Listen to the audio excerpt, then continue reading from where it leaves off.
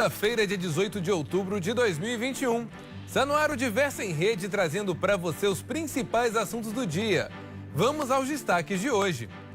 O governo da Argentina anuncia o congelamento de preços de produtos para tentar frear as frequentes altas. A inflação ultrapassa 50% em 12 meses. O professor da Faculdade Arnaldo, Vladimir Feijó, repercute a situação. Senado aprova a proposta que muda o Código Florestal. Com isso, cidades passam a definir o tamanho das margens de rios, córregos, lagos e lagoas nos limites urbanos. Nós vamos discutir os impactos nas cidades mineiras. No quadro de esporte, vamos falar sobre o Cruzeiro. A insatisfação entre os jogadores é grande. E no Dia do Médico, uma reportagem especial com profissionais que atuam na linha de frente contra a Covid-19 há quase 2 anos. Tudo isso com a participação dos jornalistas Ricardo Ribeiro, de Juiz de Fora, Sabrina Silva, de Barbacena e Laura Marques, de Belo Horizonte. É agora no Diversa em Rede.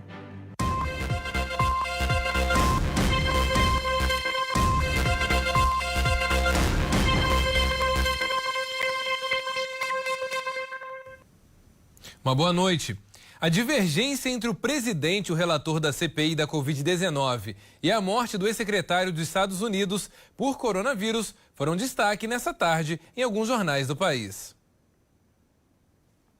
Na Folha de São Paulo, uma das manchetes trouxe a frase dita pelo senador Omar Aziz: "Ninguém é dono da verdade", mostrando as divergências entre ele e o relator Renan Calheiros sobre o relatório final da comissão. Outro assunto foi o vazamento de trechos do relatório para a imprensa. No O Globo, o racha entre Omar Aziz e Renan Calheiros também foi destaque. Outra chamada foi a morte do ex-secretário de Estado dos Estados Unidos, que faleceu em decorrência da Covid-19. A capa do G1 destacou a situação dos policiais envolvidos na operação no Jacarezinho em maio deste ano, que terminou com 28 mortos. A justiça aceitou a denúncia e determinou o afastamento dos 2 policiais. Outro destaque foi o leilão do castelo construído por um ex-deputado federal mineiro, localizado em São João Nepomuceno, com um lance mínimo de 30 milhões de reais. No Estadão, um dos destaques foi o rombo financeiro com acionamento das térmicas, que já passa dos 8 bilhões de reais. Outra chamada foi sobre a restrição do uso de aspirina para a prevenção de infartes. Os efeitos colaterais superam o benefício, segundo a reportagem. E o governo da Argentina anunciou o congelamento de preços de 1.200 produtos na tentativa de frear a inflação. O descontentamento da população em manifestações recorrentes obrigou o presidente Alberto Fernandes a anunciar o congelamento de 1.247 alimentos e produtos de higiene. O reajuste fica proibido por 90 dias, até janeiro. A Argentina já acumula no ano inflação de 37%. E a previsão é de que até o fim de 2021 chegue a 50%. A atual crise econômica foi herdada de governos anteriores. Maurício Macri deixou o poder com inflação de 50% ao ano.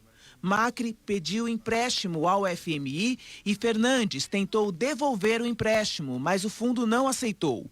Críticos dizem que o dinheiro entrou no país, mas ninguém sentiu os efeitos positivos da injeção financeira. O desgaste econômico já custou ao atual presidente uma dura derrota nas primárias no mês passado. As eleições legislativas acontecem em novembro e serão decisivas para o governo de Fernandes. Pois é, a situação não está fácil. Para falar sobre ela, a gente vai conversar agora com o professor da Faculdade Arnaldo, mestre e doutorando em Direito Internacional, pesquisador em Direitos Humanos e Política Internacional, Vladimir Feijó, que já está aqui comigo. Olá, professor, uma boa noite para você. Muito bom tê-lo aqui com a gente mais uma vez, falando sobre política internacional, um assunto tão sério, né, que tem chamado a atenção de todos, principalmente neste período em que o Brasil vive também momentos grandes de inflação, né? E a situação da Argentina também ela é muito séria. Queria que o senhor pudesse falar para a gente como é que foi que o país chegou a esse ponto que está hoje. Professor, uma boa noite. Elias, boa noite, é uma satisfação grande. Essa crise da Argentina realmente é de cortar o coração, paralela com a crise que a sociedade brasileira também enfrenta, com empobrecimento, fome, desemprego. O caso específico da Argentina é mais duro do que o nosso, porque eles vivem um ciclo desde 1990 de ladeira abaixo. Nós tivemos aí pelo menos um período de melhoria do bem-estar da sociedade brasileira. Naquela década, 1990, o choque da dívida pública dos países asiáticos repercutiu nos países latino-americanos, que tiveram dificuldade de emitir títulos da dívida pública para honrar compromissos no futuro, né, para trocar a dívida antiga por dívida nova. Tiveram que elevar muito a taxa de juros, tiveram que recorrer a um programa de financiamento do Fundo Monetário Internacional. O próprio FMI já reconheceu décadas depois que a receita de bolo usada na década de 90 para todos os países foi péssima para todos eles. O ideal seria uma análise específica para cada um. E entra governo, sai governo, a Argentina tem vivido um ciclo de política que busca reduzir o gasto governamental e, de outro lado, atender o interesse da população. Por exemplo, o último governo Macri fez essas medidas para o mercado, focado em tentar controlar um pouco o gasto público. Acontece que boa parte da economia argentina está atrelado aos serviços governamentais ou à economia vinculado ao governo. E a redução do tamanho do Estado tem como consequência desemprego e perda da qualidade de vida. Esse governo foi eleito na expectativa de atender o interesse da população e tem feito medidas já testadas no Brasil na década de 1980 e até na década de 1990 como falhas. Dentre elas essa aí, o de congelamento de preços. No Brasil chegou inclusive a reter poupança da sociedade brasileira, né, o dinheiro, para ver se isso controlava um pouco da inflação. A pandemia agravou ainda mais a crise e, por questão de ter um tanto quanto da sua economia também atrelada ao mercado internacional, tanto as contas públicas quanto as contas familiares da Argentina estão bastante difíceis de se resolver. Pois é, professor, geralmente se escuta muito no Brasil, né, um discurso de, olha, cuidado para o Brasil não virar uma Venezuela, não virar uma Argentina, mas os outros países da América Latina, na verdade, têm medo de virar uma Venezuela, uma Argentina e um Brasil, não é? Porque o nosso país também não está numa situação tranquila em relação a tudo isso, em relação também à sua política interna econômica, mas eu queria que o senhor falasse um pouquinho para a gente também sobre a situação hoje desse congelamento de preços. Esse problema agora, ele vai ser resolvido congelando esses preços, como você bem disse, já tivemos problemas lá atrás, ou é uma saída sensata agora do governo argentino? Elias, não parece ser uma decisão acertada. Ela vem na sequência de uma medida anterior que já tentou controlar a exportação desses produtos alimentares e, com isso, esperando reabastecer o mercado doméstico, o que não funcionou. Os produtores insatisfeitos com a rentabilidade ou com o ganho de escala que poderiam ter com um pedaço abastecendo o mercado interno e outro pedaço o mercado externo, reduziram os investimentos, deixaram de produzir tanto e, na sequência, gerou mais desabastecimento. A medida do congelamento agora vem, além de produtos alimentícios, também os produtos de higiene de extrema necessidade, na expectativa de que, pelo menos com a renda atual da população, ela poderá consumir, adquirir esses produtos. A consequência provável, porém, pode ser a mesma que eu citei anterior. Os produtores deixarem de investir, deixar de fazer essa atividade regular do mercado sem expectativa de retorno. Ou então, o que é mais sofrido ainda, continuar produzindo, mas vazar a produção para o mercado paralelo, para o mercado que vai funcionar à margem da fiscalização do governo, e a inflação pode explodir ainda mais. É uma tentativa que o governo tem, olhando a circunstância local, numa expectativa que ele vai conseguir controlar os efeitos perversos de uma ou de outra, como eu disse, né? A redução da produção ou mesmo o deslocamento para o mercado paralelo, porém eu não vejo muita chance de sucesso. O Brasil tentou outras coisas, tentou jogar nas mãos do mercado o controle da inflação, reduzindo uma política histórica que a gente tinha de manter estoques reguladores daqueles produtos essenciais, e isso também não foi suficiente. O mercado não equilibrou o preço, a sociedade brasileira também está sofrendo com uma inflação de 2 dígitos, na casa de 10%, mas a Argentina, como o VT mostrou, já está beirando os 35% e pode chegar a 50%, como o governo anterior deixou a economia daquele país. Pois é, professor, e a Argentina, além dessa questão do congelamento agora dos gastos, né, de alguns produtos, tivemos ainda essa questão que nós abordamos aqui há pouco também, o fato deles pedirem muito dinheiro também para o mercado internacional. Tivemos também essa situação interna, que as contas públicas acabam também não tendo um gasto por governos populistas, na maioria das vezes, né? Quais são as conclusões que o Brasil pode tirar em relação à Argentina para que a nossa situação também não chegue aos 20%, 30% de inflação e fiquemos também com a nossa economia tão abalada dessa forma? Pois é, assim como a Argentina, o Brasil já deveria ter entendido o recado das últimas décadas. A economia da década de 80 era altamente dependente de emprego e renda do setor industrial. Com a globalização e a entrada de mercados asiáticos, houve uma semi-desindustrialização das economias latino-americanas que passaram a majoritariamente depender do setor primário.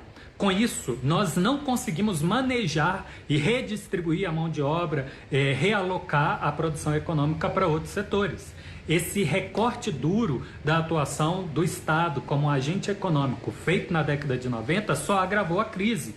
Claro que não é muito adequado um tamanho muito grande do Estado, mas tem que ser balizado para que não haja um choque tão negativo como aconteceu. O Brasil fala também de privatizações, mas é preciso medir o ritmo dessas transformações para não gerar causas de futuras crises. Como eu disse, né? Agravar o desemprego, agravar a crise de renda da sociedade e, quem sabe, fazer uma transição paulatina, um progresso de transformação de setores econômicos para que essa mão de obra desempregada possa encontrar novas oportunidades. E algum papel do Estado, alguma presença dele é importante para pelo menos tentar evitar que a situação agrave demais. Do ponto de vista dos preços, é preciso acompanhar o que acontece no mercado internacional. Tanto o preço de commodities quanto as questões de logística. O frete internacional está muito complicado por causa da demanda de consumo doméstico, né? De consumo online e os containers travados em alguns lugares do mundo. Então é preciso fazer algum investimento para desembolar um pouco desses entraves e também dar atenção ao que a gente pode tentar manejar do preço das commodities. Como eu citei, o caso dos estoques reguladores, comprar enquanto tem excesso, né, na safra, enquanto o preço está barato, e tentar diluir um pouco desse estoque no período da entre-safra. Lembrando que as coisas têm um efeito cascata, né? O preço da soja acaba interferindo no preço do gado, que se alimenta da soja, por consequência também afeta a cesta básica. Ok, professor, muito obrigado pela sua participação mais uma vez aqui no Diverso em Rede. Para a gente é muito bom tê-lo aqui, né, compartilhando um pouco de toda essa sabedoria. Professor, muito obrigado. A gente volta a se falar em breve, viu? E a gente agora vai para um rápido intervalo, mas na volta nós vamos falar sobre as mudanças no Código Florestal e também os impactos nas cidades mineiras. É rapidinho, a gente volta já já.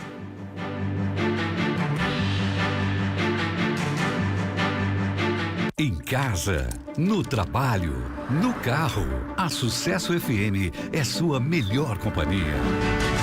A informação precisa, a comunicação com interatividade, o esporte vibrante e sempre as melhores promoções.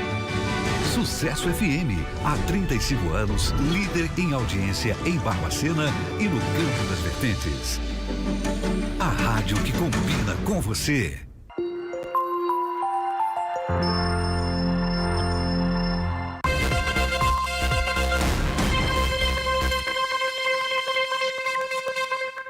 Já estamos de volta.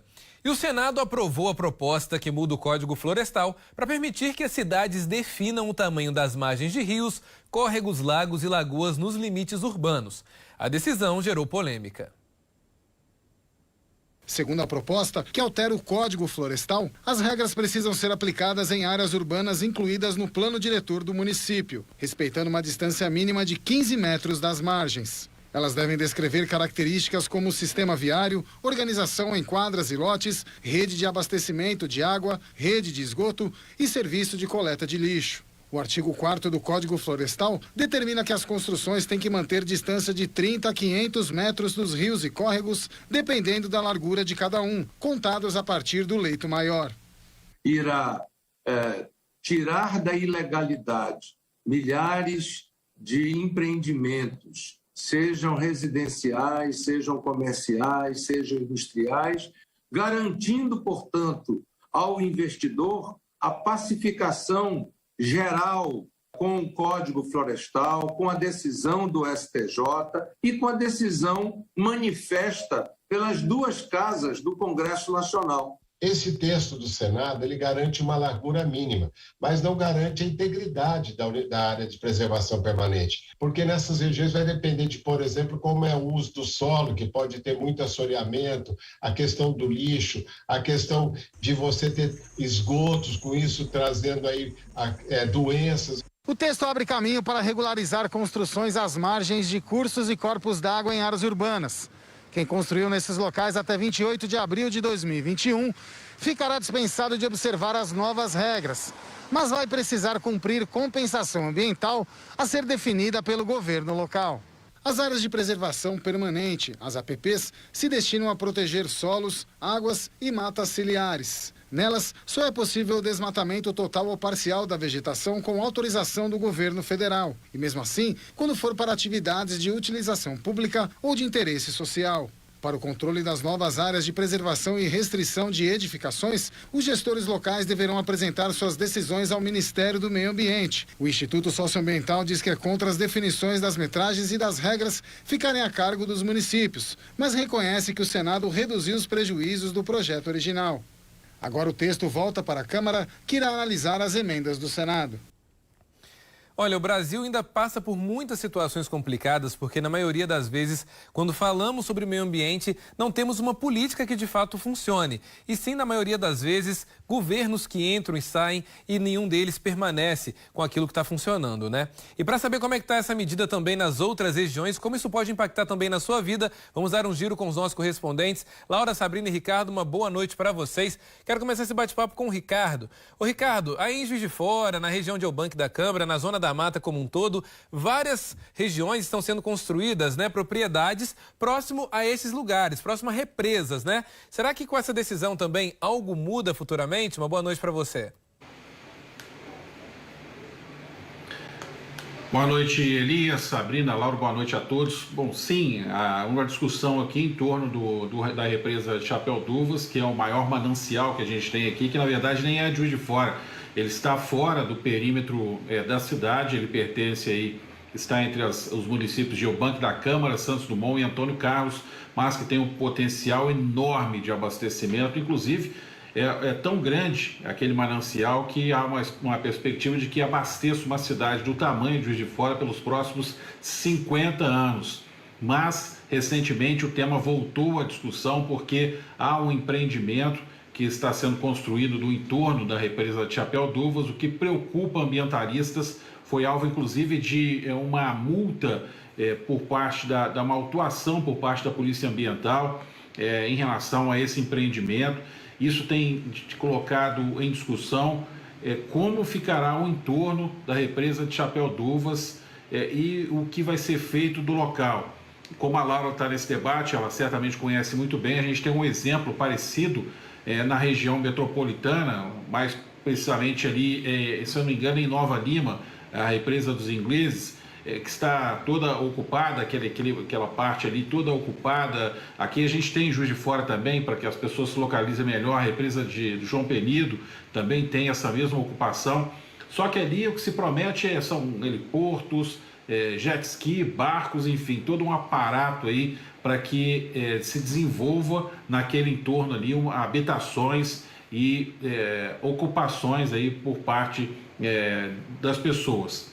E a ocupação desordenada desde 1980 vem preocupando no entorno de Chapéu d'Uvas, e isso foi tema de audiência pública, isso tem sido discutido semana a semana, e quem está liderando essa discussão, inclusive, é o presidente da Bacia Hidrográfica do Rio Preto e Paraibuna, o professor Wilson Acácio, que tem alertado, inclusive, para a chamada eutrofização, que é a questão do esgoto também. Eu vou explicar aqui que é um problema porque está ligado à perda de qualidade de água, e hoje a cidade depende de Chapéu d'Uvas como um dos principais mananciais. Então tem a questão do esgoto, que precisa ser colocada em discussão também, que é uma outra preocupação naquele entorno ali.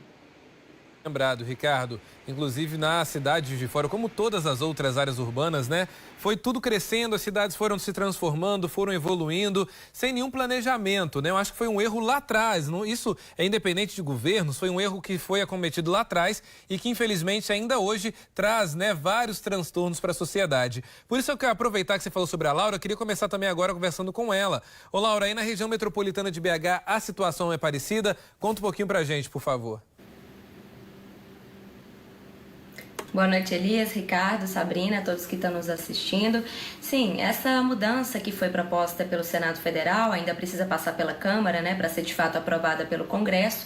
Todas essas mudanças no Código Florestal foram avaliadas por especialistas como mudanças ruins.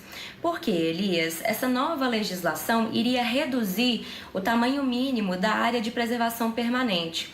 Atualmente, o Código Florestal prevê que essa distância para começar a construir, né, próximo dos rios, teria que ser de no mínimo 30 metros. Mas essa nova lei prevê uma redução para 15 metros.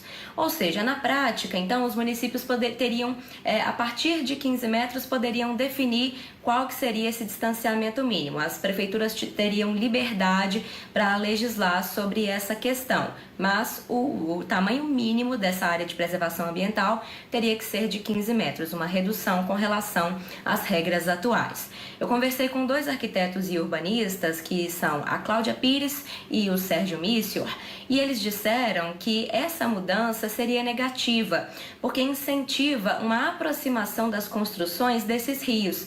E vale a gente lembrar, Elias, que a gente só tem uma legislação nesse sentido de proteger a área de matas no entorno, nas margens dos rios, desde 1964. A Cláudia Pires enfatizou isso bastante. Então, as cidades, a Grande Belo Horizonte, por exemplo, foram construídas antes desse período e muito próximo dos rios.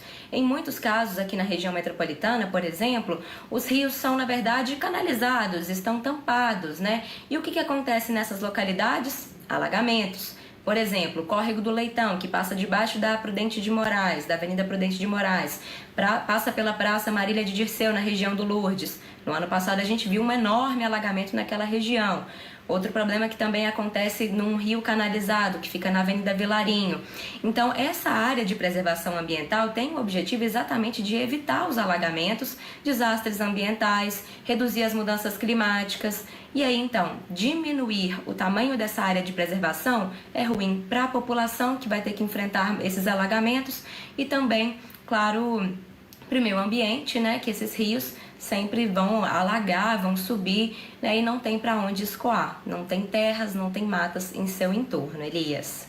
Pois é, a natureza sempre responde, né, essas atrocidades. Por isso eu queria também saber como é que está aí no Campo das Vertentes. Sabrina, a situação é igual? Uma boa noite. Boa noite, Elias, Laura, Ricardo, a todos que nos acompanham no Diversa em Rede. Bom, aqui a nossa situação, a gente primeiro precisa explicar um pouquinho da nossa geografia aqui, do que consiste o Rio das Mortes, que é o rio da Serra da Mantiqueira, que nascente em Barbacena, né? E que nós temos aqui 16 municípios na região Campo das Vertentes que são cortados por ele.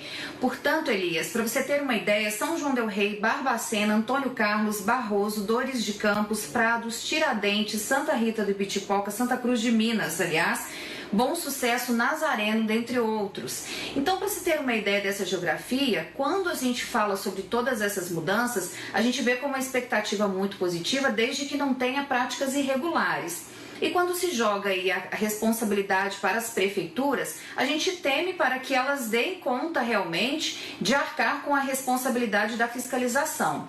Embora ainda não tenha sido aprovado, nós esperamos aí que, se aprovado for, tenhamos uma parceria entre os órgãos municipais, estaduais, para que não sejamos acometidos com problemas, como que a Laura falou, de enchentes, problemas que são recorrentes aí de rios próximos a residências ou construções que seja.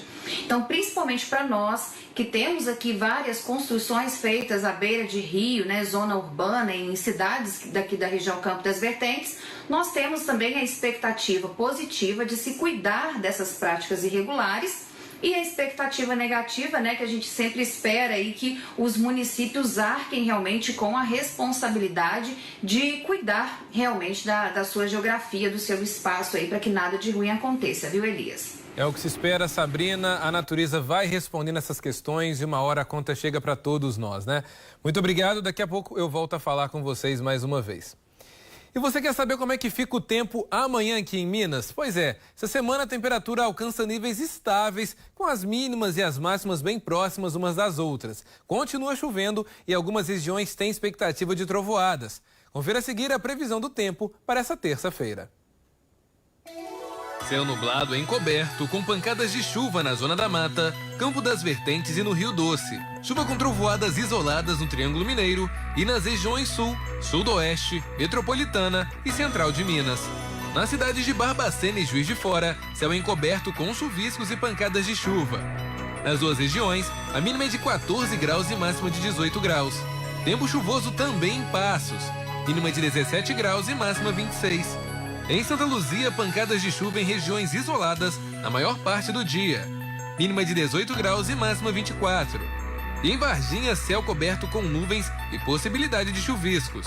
Mínima de 14 graus e máxima de 21 graus. E um ônibus foi incendiado na noite deste domingo em Juiz de Fora, na Zona da Mata Mineira. Segundo o registro da ocorrência, o incêndio foi criminoso. O cobrador do veículo relatou que o suspeito estava armado. O caso aconteceu no bairro São Benedito. Moradores do entorno foram surpreendidos pelo incêndio e registraram o momento em que o coletivo estava sendo queimado. Segundo informações da Polícia Militar, um homem chegou até o veículo que estava vazio e estacionado no ponto final. Ele pediu ao cobrador que abrisse a porta e em seguida ateou fogo no ônibus. Apesar de ninguém ter se ferido, o calor das chamas atingiu 2 residências próximas ao local. Janelas, cortinas, telas, hidrômetros e fiações foram queimadas. Também houveram danos na rede elétrica do bairro e os moradores ficaram sem luz. Pagou tudo aí. De acordo com o Corpo de Bombeiros, foram necessários mais de 4.500 litros de água para controlar as chamas. O ônibus foi completamente destruído. Olha só esse absurdo. A Polícia Militar ela informou que horas depois desse crime foram recebidas notícias de cartas que foram espalhadas ali pelo bairro pedindo melhoria do sistema prisional. E no próximo bloco nós vamos falar de esporte, discutir também a crise do Cruzeiro, que acumula dívidas e insatisfação entre os jogadores. É um instante só, fique com a gente.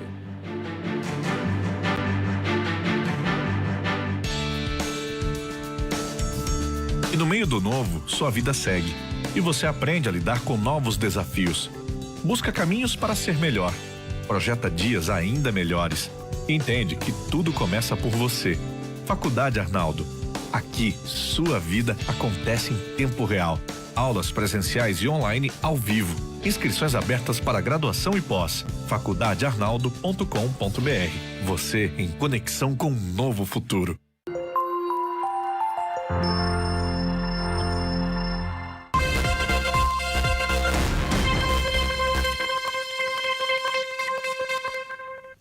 Já estamos de volta e para falar de esporte.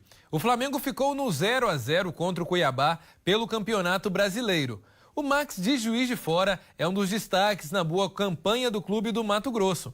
Ele não esteve em campo ontem justamente por estar emprestado pelo rubro-negro ao Dourado. Em entrevista exclusiva, ele recordou os primeiros passos no Tupi e projetou o futuro. Sabe aonde? Vamos ver. Max Alves. Se você costuma acompanhar o futebol de Juiz de Fora, com certeza conhece esse nome. De origem humilde, o meio-campo deu os primeiros passos no bairro Dom Orione, até chegar ao Tupi, clube da cidade. No Galo Carijó, foi destaque na campanha histórica que levou o clube ao vice-campeonato mineiro no Sub-20 em 2019. A partir daí, a carreira ascendeu. Comecei a desenvolver meu crescimento, né? Tive oportunidade no profissional, fiz o gol na estreia, né? Comecei na base, já cheguei direto no Sub-20. Né? Dali eu fui mostrando cada dia, cada treino, meu potencial. Aí, o treinador era até o Maurício de Souza. Aí fui gostando, eu dando meu melhor também, né? Cada dia nos jogos, fazendo gol. Cruzamento para grande área, olha o Flamengo chegando, chute! No Flamengo, a princípio, veio para o Sub-20, mas em pouco tempo, o Juiz Forano subiu aos profissionais. E logo na estreia, deixou o cartão de visita. Fez um golaço contra o Nova Iguaçu, em pleno Maracanã. Lázaro puxou essa bola para trás de pé esquerdo, golaço! Graças a Deus também chegou o Rogério Ceni, né, que me deu a oportunidade de subir profissional. E quando ele chegou, eu fiquei lá uns 4 meses, 3 meses assim, né, só jogando no profissional. E antes disso, eu já tinha jogado pelo profissional, né? Mas o Carioca, tive a oportunidade de fazer o gol lá, né, na minha estreia. Apesar disso, ao longo da temporada, o jovem de apenas 20 anos perdeu o espaço. Buscando mais oportunidades dentro de campo, foi para o Cuiabá. E assim como no Flamengo, também se destacou logo nos primeiros jogos, o que fez com que recebesse vários elogios nas redes sociais. Tendo essa oportunidade, já estreiei, né, e já fiz gol. No meu terceiro jogo e no segundo jogo eu fiz o gol lá contra o Grêmio, né? Segui nossos objetivos, né, que é dentro do futebol. E o que eu posso passar para a torcida do Flamengo é que, se Deus quiser, eu vou voltar, né? Voltar melhor, né? Voltar melhor. Espero que eu possa ter mais oportunidade, sabe? Saber mostrar meu potencial para eles, para a nação, né? Rubro-negra. E quero agradecer também a torcida do Cuiabá, do Dourado, né? E pelo carinho, pela confiança também, né, que estão me dando e passando para mim, falando para mim ficar. O contrato de empréstimo com o Cuiabá vai até o fim do ano de 2021. E se depender do Max, ele já tem destino certo no próximo ano. Sabe onde? Espero muito voltar para o Flamengo, né, e fazer o que eu sei fazer dentro de campo, né? E poder ajudar minha equipe como eu estava fazendo, né? E chegar lá, poder dar o meu máximo.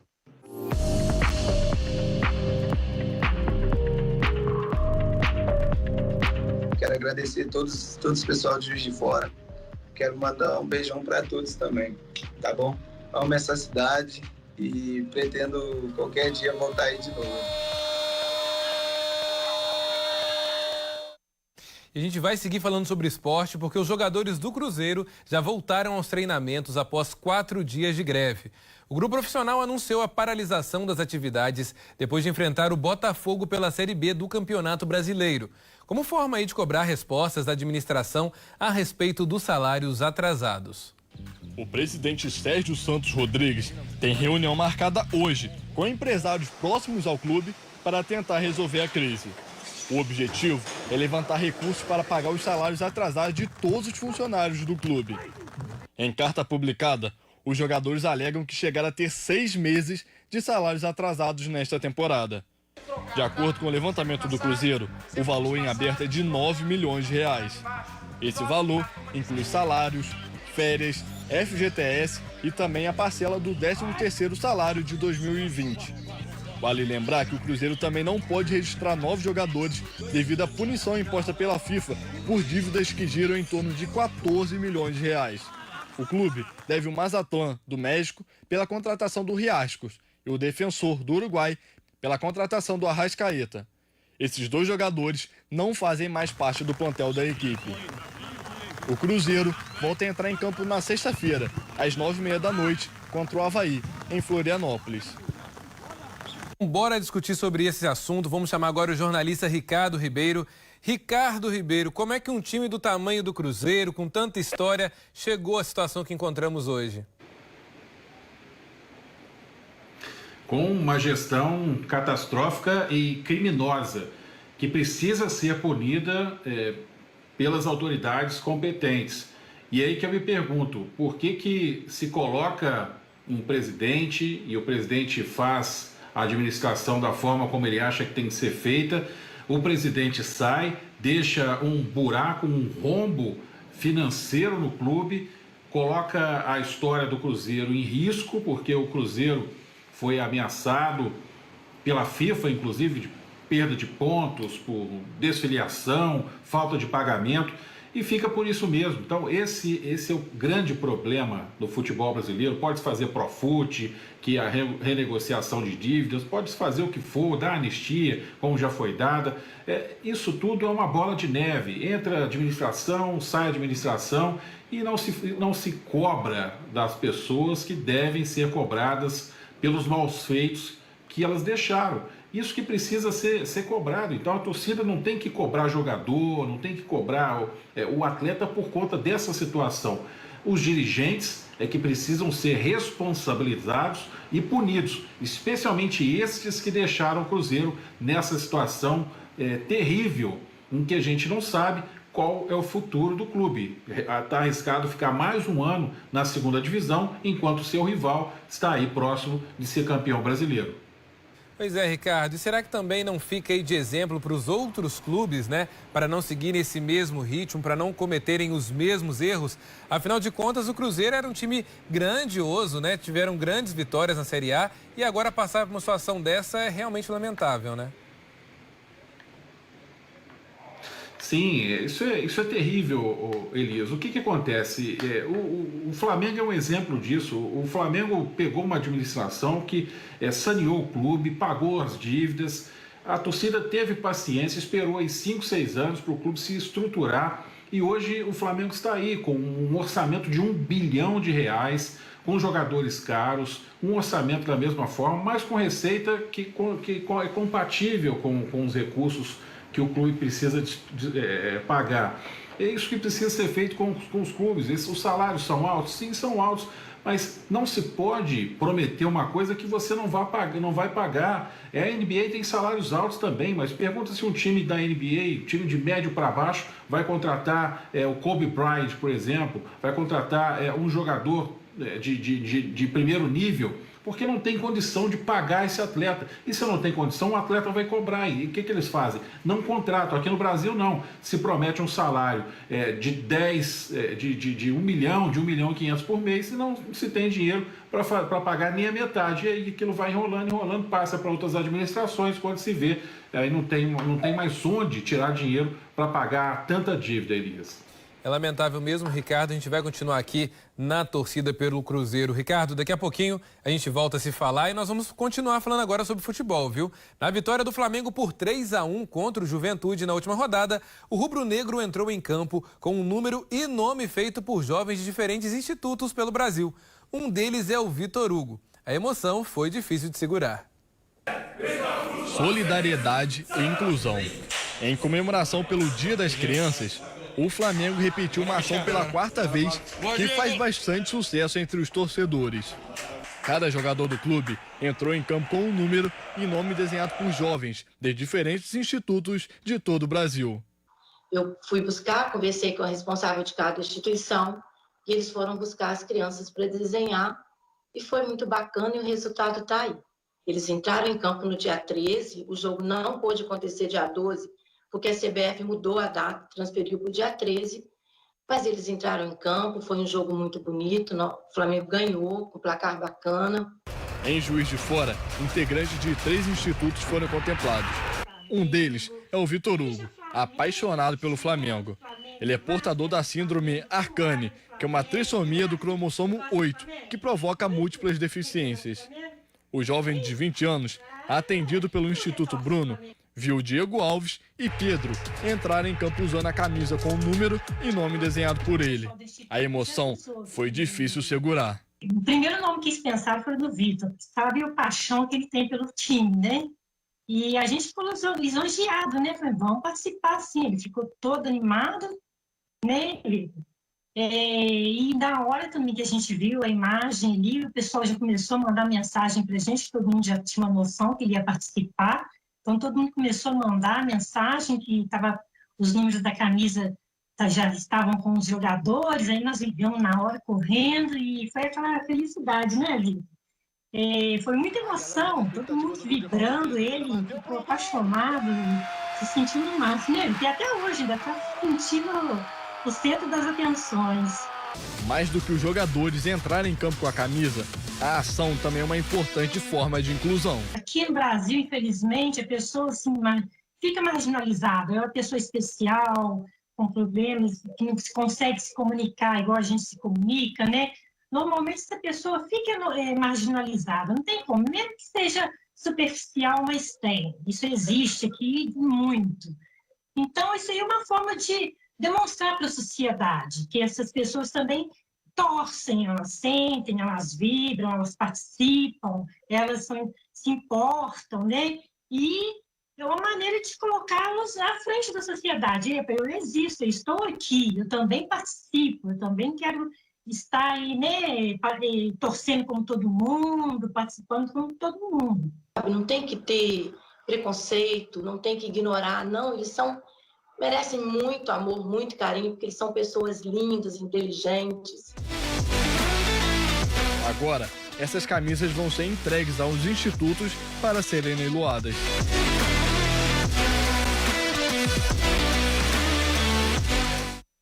E no próximo bloco nós vamos falar sobre o Dia dos Médicos e os desafios enfrentados por quem atua na linha de frente dos casos de Covid-19 há quase 2 anos. É rapidinho, a gente volta já já.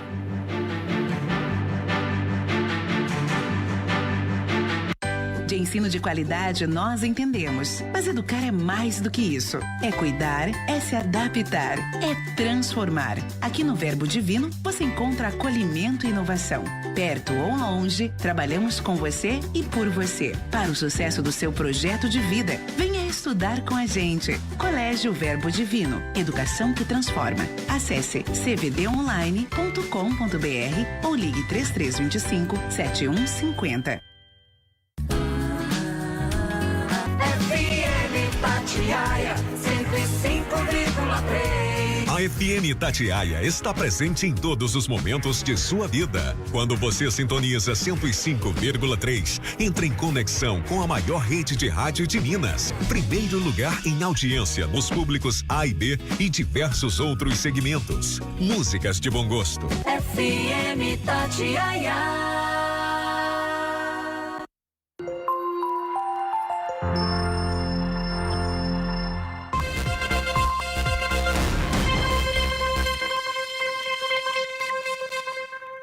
Já estamos de volta. O Instituto Butantan recebeu autorização da Anvisa para iniciar testes complementares de um soro anti-Covid em humanos. Ao contrário da vacina, que é uma forma de prevenção, o soro auxilia no tratamento de pessoas já infectadas. Os testes vão ser realizados em São Paulo e estão previstos para acontecer em 3 etapas. Adultos com mais de 30 anos devem participar e são esperados em média 550 voluntários.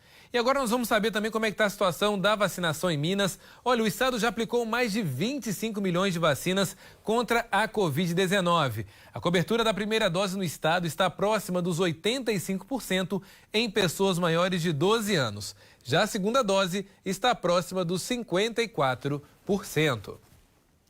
E em tempos de pandemia, o Dia do Médico ganha um significado ainda mais especial. São eles que enfrentam um vírus fatal e se desdobram para acolher e tratar pacientes.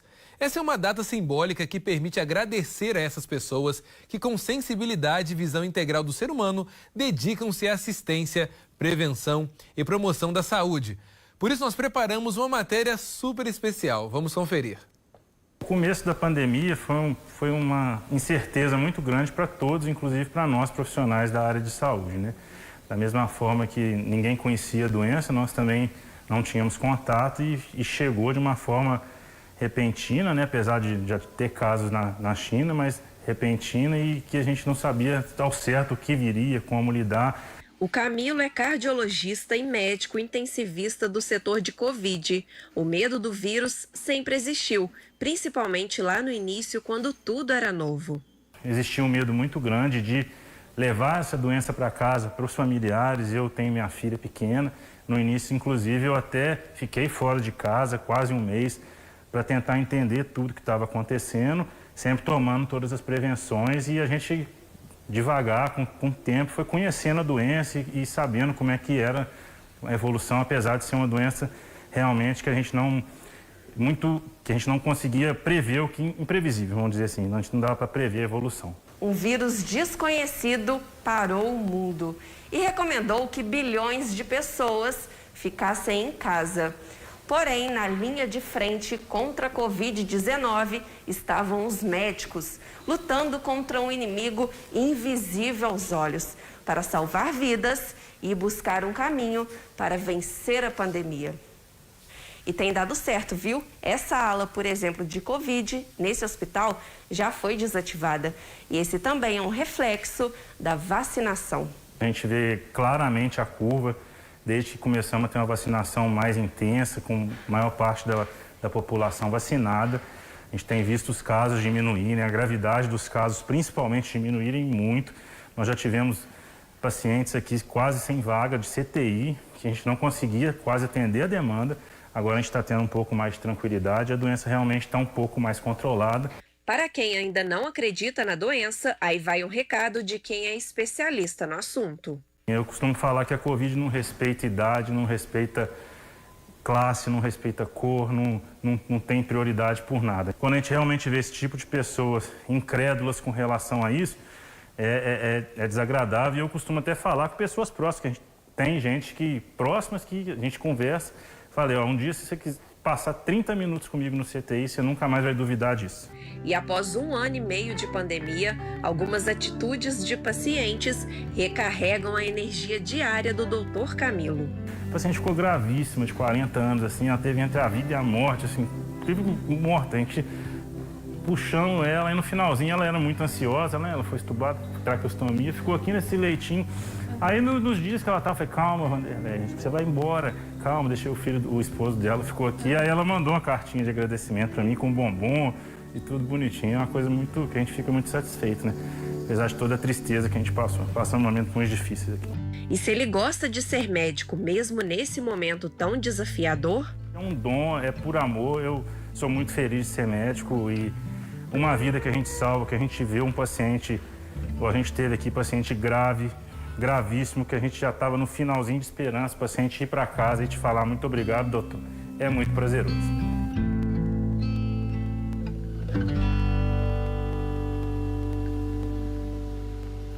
Olha, essa passagem da Sula com aquelas camas vazias é motivo de muito orgulho para todos nós, né? E para falar um pouquinho sobre esse assunto tão importante e sério, nós vamos dar agora um giro pelas regiões. Quero começar agora com a Laura. Laura, sem dúvida são profissionais que merecem o nosso respeito por tanto empenho, não é? Eu imagino que quem nos assiste também pense como eu. Numa situação como essa, com um vírus novo que de repente chegou e ninguém sabia para onde ir, viram muitas pessoas que não queriam morrer morrendo, né? É uma situação triste, pessoas jovens, pessoas idosas, não importa. O amor, ele não tem idade, né? Principalmente quando se perde um paciente. Como é que está a situação aí dos médicos também em Belo Horizonte? A saúde mental, sem dúvida alguma, deve ser uma preocupação, né, Laura?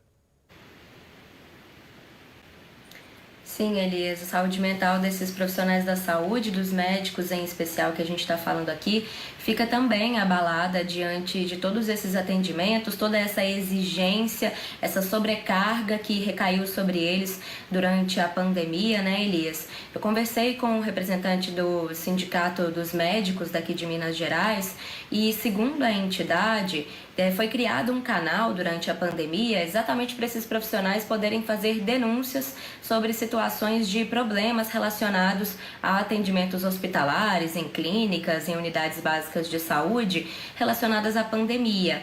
Então, chegaram muitas, centenas de denúncias falando sobre falta de equipamentos. Lá no início da pandemia, a gente lembra, né? Faltavam máscaras, luvas, faltava de tudo para o atendimento, né? Falta também de profissionais médicos disponíveis para atuar em localidades onde muitas vezes esses profissionais, né, esses trabalhadores não queriam ir, então havia uma certa dificuldade para garantir a equipe médica em algumas localidades, tem denúncias sobre isso. E agora, passado um pouco do pior momento da pandemia, tem muitos médicos que trabalharam, né, deram o sangue, né, nessas unidades de saúde e que agora não estão recebendo o valor que deveriam receber das prefeituras. Eu, inclusive, conheço muitos médicos que fizeram plantões exaustivos de vários dias em municípios aqui de Minas Gerais e passaram 5, 6, 7 meses sem receber referente a esses atendimentos, Elias. Então, é uma situação muito grave. Sim, a gente precisa pensar na saúde mental desses profissionais e eles precisam ser tratados da forma como merecem, já que fizeram um combate aí hercúleo, né, contra o coronavírus, super difícil, tiveram que abrir leitos hospitalares em lugares onde normalmente nem teria, né, muitos hospitais tiveram que fechar salas de cirurgia, transformar aquilo tudo em UTI para conseguir atender o grande volume de demanda que chegava para as unidades de saúde. Então, esses profissionais trabalharam muito e continuam trabalhando muito aqui na região metropolitana, em toda Minas Gerais e no Brasil. Então, Elias, essa foi a situação que o Sindicato dos Médicos me apontou, alguns dos problemas que persistem até hoje, por exemplo, essa falta de pagamentos para muitos profissionais. E aí a Associação Médica Brasileira emitiu uma nota, né, no dia de hoje, o Dia do Médico, para agradecer os profissionais e também a população que seguiu as regras de prevenção até agora, que ajudou o trabalho desses profissionais. Uma reverência, eu quero deixar aqui a minha reverência aos profissionais médicos aqui que fizeram um trabalho incrível, muito difícil nesse período de pandemia. A gente precisou confiar neles, precisou deles muito mais do que em qualquer outro momento. Quero deixar aqui esse agradecimento, Elias. Sem dúvidas, Laura, sem dúvida, se não fosse por eles, a gente não sabe como é que teria sido realmente vivenciar, né, toda essa pandemia. E, Sabrina, uma coisa que é interessante é que muitos médicos, né, interessante e triste, precisaram deixar de lado família, esposa, filhos, marido, mulher. Todo mundo foi preciso afastar-se durante um tempo para cuidar dos pacientes que estavam infectados com o vírus. Isso é muito forte também, né? Forte, muito triste e para eles, assim, motivo de orgulho, né? Eles devem se orgulhar, todos os médicos, inclusive, pela batalha que foi vencida por eles durante esse período. Elias, nós acompanhamos aqui esse trabalho, sabemos que os médicos choraram profusamente durante esse tempo, em momentos em que todas as esperanças foram esgotadas, que toda a expectativa estava caindo por terra por conta desse boom da pandemia. Muitos deles, inclusive, desistiram de atuar naquele local porque já não aguentavam a pressão psicológica, já não aguentavam a pressão física, né? Porque o cansaço realmente bate quando chega um tempo, você realmente tem que se doar, tem que trabalhar. Então, aqui na nossa região, durante o tempo que a pandemia estava mais aflorada, digamos assim, muitos médicos abandonaram e houve a necessidade aqui na nossa região de contratação em caráter de urgência. Então, assim, vários médicos sendo contratados, vários médicos desistindo da área de trabalhar nesses plantões exaustivos. Aqui nós estamos numa mesorregião da Campo das Vertentes, micro-região de Barbacena, atendemos 11 municípios. Então, quando eu falo isso, eu estou falando da cidade de Alfredo Vasconcelos, Antônio Carlos, Santa Bárbara, Carandaí, várias cidades aqui da região Campo das Vertentes. E quando eu falo que nós tivemos aqui uma grande luta, realmente nós tivemos uma grande luta, inclusive de espera em leitos de UTI. Hoje em dia, nós temos um hospital que já desativou o centro de terapia intensiva. Tínhamos aqui o IMAIP, o Hospital Santa Casa de Misericórdia de Ibiapaba. Hoje em dia, Ibiapaba ele é referência em oncologia e cardiologia, não oferta mais esse serviço para a Covid. Temos casos ainda, mas a vacinação está acontecendo nos municípios e a expectativa é que tudo chegue, né, no lugar, pelo menos a nossa expectativa para esse fim de ano. E aos médicos profissionais da saúde que tanto batalharam, que tanto fizeram por todos nós aqui, fica a nossa homenagem e o nosso agradecimento, né, Elias? Assim a gente espera, Sabrina, ter logo, né, uma vida normal, aquela vida que tanto sentimos falta. E, Ricardo, e na Zona da Mata, nesse dia de hoje, né, quase 2 anos depois do primeiro caso no Brasil, da pandemia lá na China, como os médicos do mundo todo se mobilizaram, realmente foi uma aula de cidadania e humanidade, né, Ricardo? Aqui a gente tem observado em Juiz de Fora especialmente alguns leitos sendo desativados e o Estado e o município têm discutido para saber de que maneira que esses leitos podem ser reaproveitados para reforçar também o Sistema Único de Saúde, que sempre foi um sistema importante, salvou muitas vidas, mas que tem diversos problemas, entre eles está a falta de leitos para atender de forma razoável, não estou dizendo nem boa, razoável a população. Mas, de fato, os médicos, enfermeiros, técnicos de enfermagem, os profissionais de saúde, de modo geral, estão esgotados. Tanto é que esse foi um dos motivos que levou a Prefeitura de Juiz de Fora a abrir mão dos sábados de vacinação e retomar a vacinação na segunda-feira, que fique apenas de segunda a sexta-feira, já que no sábado o número de pessoas que estava indo aos postos de saúde não era tão expressivo assim. Isso estava acarretando ainda mais um peso, né, um desgaste aos profissionais de saúde. Mas, assim como a Laura, eu quero dizer aqui que nós de Minas Gerais somos abençoados por vivermos no estado com uma capacidade humana enorme de atendimento à população, com uma capacidade de equipamentos também, ainda que com as nossas deficiências, mas tem uma mobilização enorme. Isso foi feito durante o tempo todo da pandemia, não faltaram leitos, os leitos foram colocados de forma a atender a população.